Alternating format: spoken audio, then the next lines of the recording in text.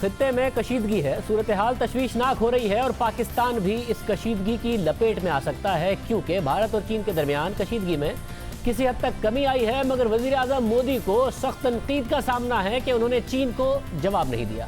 ان پر opposition اور media کا دباؤ ہے، اس لیے خدشہ ہے کہ وزیر اعظم مودی تنقید و شرمندگی کو ختم کرنے کے لیے، کم کرنے کے لیے پاکستان کے ساتھ کشیدگی مزید بڑھا دیں گے۔ بھارت نے اچانک دہلی میں پاکستانی ہائی کمیشن کے اہلکاروں پر جاسوسی کا الزام لگا دیا، پھر سفارتی عملے کو ہراساں کیا گیا۔ اس کے بعد کل بھارتی حکومت نے پاکستانی ہائی کمیشن کو کہا کہ وہ 7 دن کے اندر اندر اپنے سفارتی عملے کو 50% تک کم کر دے۔ جواب میں پاکستان نے بھی کہا ہے کہ اگر بھارت سے پاکستانی سفارتکار واپس آئیں گے تو پاکستان بھی بھارتی سفارتکاروں کو واپس بھیجے گا۔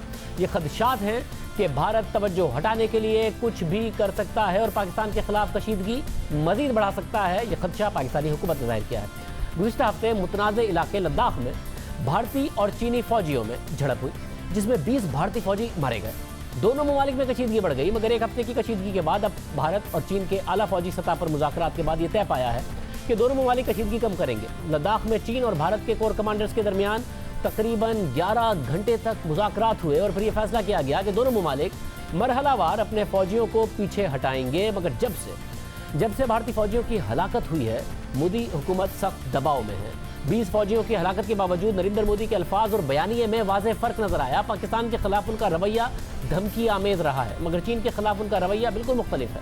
اس لیے اپوزیشن نریندر مودی کو سرنڈر مودی کے نام سے پکار رہی ہے۔ سرنڈر مودی مطلب ہتھیار ڈالنے والا مودی، کیونکہ بھارتی وزیر اعظم پر الزام لگ رہا ہے کہ انہوں نے 20 بھارتی فوجیوں کی ہلاکت کے بعد کوئی ٹھوس قدم نہیں اٹھایا اور انہوں نے حقائق بھی عوام کے سامنے نہیں رکھے۔ نریندر مودی تو خاموش رہے، مگر عوام کو مطمئن کرنے کے لیے، ان کا غصہ کم کرنے کے لیے بی جے پی کی طرف سے بائیکاٹ چائنا مہم چلائی جا رہی ہے۔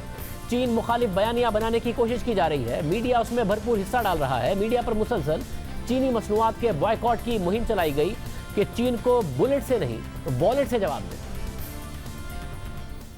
بھارتی حکومت کسی طرح اپوزیشن اور عوام کے دباؤ سے نکلنا چاہ رہی ہے، کیونکہ دونوں ممالک کی معاشی مفادات ہیں، خاص طور پر بھارت کے اور پھر چین کے بھارت کے ساتھ۔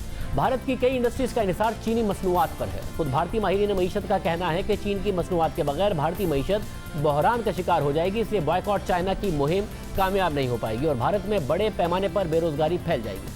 اعداد و شمار کا جائزہ لیتے ہیں۔ چین دنیا کی دوسری اور ایشیا کی سب سے بڑی معیشت ہے۔ اس کا معیشت کا حجم $13,600 ارب سے، جبکہ بھارت ایشیا کی تیسری بڑی معیشت ہے اور اس کی معیشت کا حجم $2,700 ارب سے۔ امریکہ کے بعد چین بھارت کا سب سے بڑا ٹریڈنگ پارٹنر ہے۔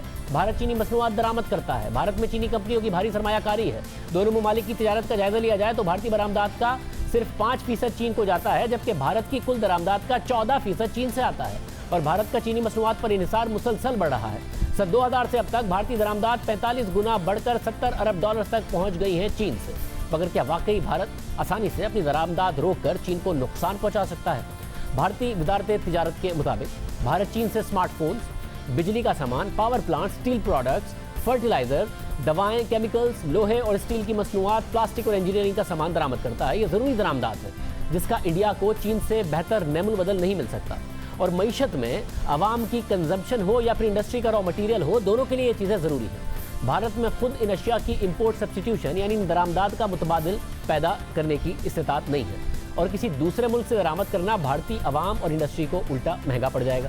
یعنی بھارت چین کو نقصان پہنچانے کی کوشش میں اپنی معیشت کا زیادہ نقصان کر لے گا۔ اور پھر سرمایہ کاری کی بات کی جائے تو CNN کے مطابق بھارت میں چین کی سرمایہ کاری $26 ارب رہی ہے۔ بلومبرگ کے مطابق چین کی بھارت میں سرمایہ کاری محض 2019 میں $4.14 ارب تھی، جبکہ چینی وزارت تجارت کے مطابق چین کی بھارت میں براہ راست سرمایہ کاری $8 ارب تک پہنچ گئی۔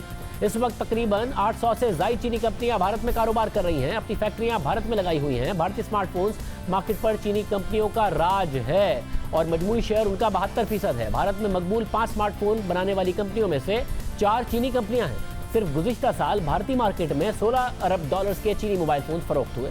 عوام کے لیے اس کا بہتر اور سستا متبادل بھارت کے پاس نہیں ہے، اور یہ کمپنیاں بھارت میں روزگار مہیا کرتی ہیں، ان کی فیکٹریاں بھارت میں لگی ہوئی ہیں، ان کے خلاف کوئی بھی کارروائی بے روزگاری کا باعث بنے گی۔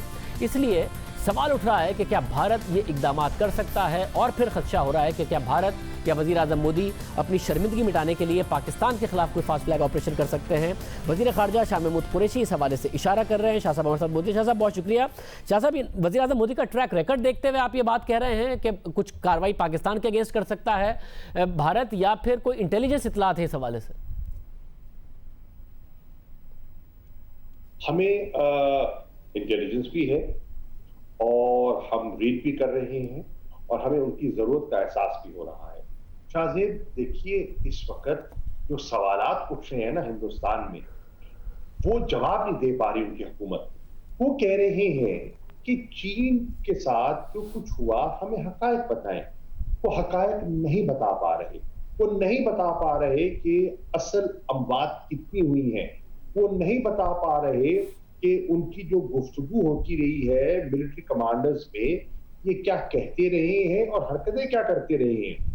वो नहीं बता पा रहे कि जो इलीगल कंस्ट्रक्शन की वो बात करते रहे हैं, और चीन उनसे कहता रहा है कि देखिए, आइए बैठकर जो हमारे मैकेनिज्म्स मौजूद हैं, उन मैकेनिज्म्स को बरूएकार लाते हुए हम डायलॉग के जरिए, गुफ्तगू के जरिए मसाइल को हल करें। लेकिन ये उनसे गुफ्तगू भी करते रहे हैं और मुतनाज़ा इलाके में तामीरात भी करते रहे हैं। फिर आखिर उनको फिर मुंह की खानी पड़ी और चीन का जो है वो सब्र का पैमाना लबरेज हुआ और उन्होंने कहा कि आप क्या कर रहे हैं, और फिर उनको देखा आपने कि वो जवाब नहीं दे पा रहे। अब उस हिफ्फत को मिटाने के लिए वो फिर तवज्जो हटाना चाहते हैं चीन और भारत के बॉर्डर से। वो फिर आना चाहते हैं कश्मीर की line of control, line of actual control से वो सारी गुफ्तगू को शिफ्ट करना चाहते हैं लाइन ऑफ कंट्रोल की तरफ। मगर साहब, ज़ाहिर पिछले 30 सालों में चीन की मईशत भारत से बहुत ज़्यादा मजबूत हो गई, इसलिए उनका दिफा भी ज़्यादा मजबूत हो गया।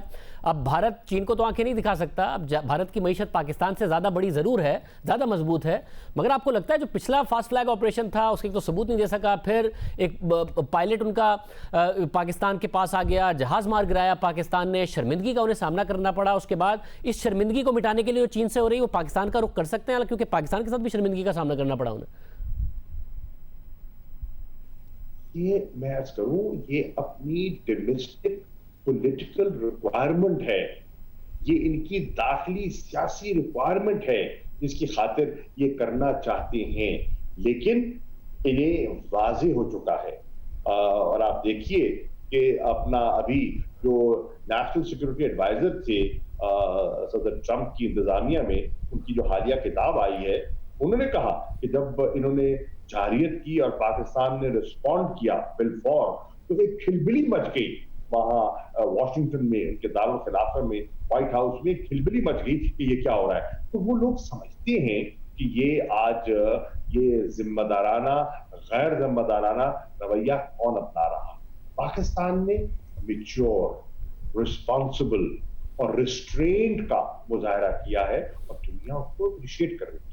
सब मगर आपको लगता है कि हालांकि जो बैनुल-अक़वामी मीडिया है वो बड़ा मनफी लिख रहा है वज़ीर आज़म मोदी और उनकी हुकूमत के लिए, जो कुछ भारत के अंदर मुसलमानों के साथ हुआ, जो कुछ कश्मीर में किया गया, उसके बावजूद अमली तौर पर दुनिया ने भारत के खिलाफ कुछ किया नहीं, जिसकी वजह से वज़ीर आज़म मोदी को एक कॉन्फिडेंस होता है कि डोमेस्टिक प्रेशर पड़ेगा तो मैं उसको डाइवर्ट कर सकता हूँ। जब नॉन परमानेंट मेंबर में बात आई तो भी 184 वोट ले गए वो 192 में से अक़वाम मुत्तहिदा में, जिसकी वजह से उनका कॉन्फिडेंस है कि कार्रवाई कोई नहीं होती, एक बुरी प्रेस कवरेज जरूर मिलती है उनको दुनिया में। देखिए, जहां तक सिक्योरिटी काउंसिल की नॉन परमानेंट सीट का ताल्लुक है, वो तो वन साइड इलेक्शन था ना, कोई उसका कोई मद्दे मुकाबिल ही नहीं था, तो वो तो वोट पड़ने थे, वो तो एक फोरगॉन कंक्लूजन था। और लेकिन लोग सवाल अब ये उठा रहे हैं कि एक मुल्क जो सलामती काउंसिल की करारदादों को पामाल करता है, जो सिक्योरिटी काउंसिल का बुनियादी काम क्या है, पीस एंड सिक्योरिटी, जो पीस एंड सिक्योरिटी को दांव पे लगाता है, कि कितना जिम्मेदार मुल्क है और हम इससे क्या तवक्कुआत रखें। सलामती काउंसिल में वो आ गए तो वो हम उनसे क्या तवक्कुआत रखें। ये लोगों को परेशानी लाक है और लोग इस पर बात कर रहे हैं और हिंदुस्तान को अपने लबो लहजा में, अपने रवैये में तब्दीली लानी होगी, नहीं तो उन पर सवालात उठेंगे। बहुत शुक्रिया। शामिद कुरैशी साहब हमारे साथ मौजूद थे। कल फवाद चौधरी के इंटरव्यू के बाद तहरीक इंसाफ में तूफान नजर आ रहा था, क्या थम गया आज? बात करेंगे एक ब्रेक के बाद।